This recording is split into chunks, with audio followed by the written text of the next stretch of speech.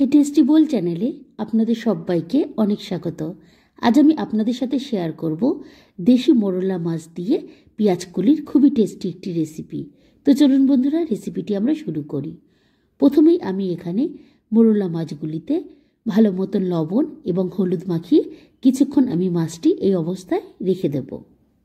এবার আমি কড়াইতে সর্ষের তেল দিয়ে দেব। তেল যখন বেশ ভালো মতন গরম হয়ে আসবে, এবার আমি মোরলা মাছগুলিকে তেলের মধ্যে দিয়ে ভালো মতন ভেজে নেব। এবার মোরলা মাছগুলি যখন এক পাশ বেশ ভালো মতন ভাজা হয়ে আসবে, এবার আমি মাছগুলিকে উল্টে অন্য পাশটিও ভেজে নেব। বন্ধুরা, এখানে একটু সাবধানে আপনারা নাড়াচাড়া করবেন, কেননা মাছগুলি ছোট, ভেঙে যাওয়ার কিন্তু একটি সম্ভাবনা থাকবে। এবার দুপাশ যখন মাছগুলি বেশ ভালো মতন কড়া করে ভাজা হয়ে যাবে, এবার আমি মাছগুলি কড়াই থেকে তুলে নেব। সমস্ত মাছ কড়াই থেকে তোলা হয়ে গেলে এবার আমি কড়াইতে আবারও একটু সর্ষের তেল দিয়ে দেব। এবার তেল যখন বেশ ভালো মতন গরম হয়ে আসবে, এবার আমি এখানে ফোড়নে গোটা জিরে দিয়ে দেব। এবার যখন ফোড়নটি ভালো মতন ভাজা হয়ে আসবে, এবার আমি এখানে পেঁয়াজ কুচি দিয়ে দেব। পেঁয়াজ কুচি তেলের মধ্যে দিয়ে ভালো মতন নাড়াচাড়া করে নিয়ে পেঁয়াজটি আমি একটু ভেজে নেব। এবার পেঁয়াজ যখন ভাজা হয়ে যাবে, এবার এখানে আমি টমেটো কুচি এবং কয়েকটি কাঁচা লঙ্কা তেলের মধ্যে দিয়ে দেব। এবার টমেটোটি আমি নাড়াচাড়া করে কিছুক্ষণ হালকা একটু ভেজে নেব। টমেটো যখন প্রায় ভাজা হয়ে যাবে এবং টমেটো যখন এরকম হালকা নরম হয়ে আসবে, এবার আমি এখানে লম্বা লম্বা করে কেটে রাখা আলু এবং ছোট ছোট করে কেটে রাখা পেঁয়াজগুলি আমি এখানে তেলের মধ্যে দিয়ে দেব।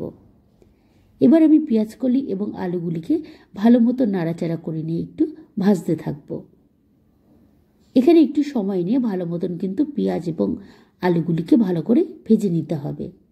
এবার যখন পেঁয়াজকলি এবং আলু এরকম নরম হয়ে আসবে, এবার আমি এখানে আদা এবং রসুন বাটা দিয়ে দেব। এর সাথে এখানে আমি শুকনো লঙ্কার গুঁড়ো, জিরের গুঁড়ো, হলুদের গুঁড়ো এবং পরিমাণ অনুযায়ী লবণ আমি এখানে দিয়ে দেব। এবার আমি এই সমস্ত মশলাগুলিকে ভালো মতন নাড়াচাড়া করে নিয়ে সবজিগুলির সাথে মিশিয়ে নেব। ভালো মতন মশলাটি কষে গেলে এবার আমি এখানে কিন্তু অল্প পরিমাণে জল দিয়ে দেব। এবার আমি জলটি ভালো মতন নাড়াচাড়া করে নিয়ে সবজির সাথে মিশিয়ে নেব। এখন আমি তরকারিটিকে একটু ভালো মতন ফুটতে দেব। তরকারি যখন বেশ ভালো মতন ফুটে যাবে এবং জল কমে আসবে, এবার আমি এখানে আগের থেকে ভেজে রাখা যে দেশি মোরলা মাছগুলি, এগুলি আমি এবার তরকারির মধ্যে দিয়ে দেব। এবার মাছগুলি দিয়ে তরকারিটি একটু নাড়াচাড়া করে নেব।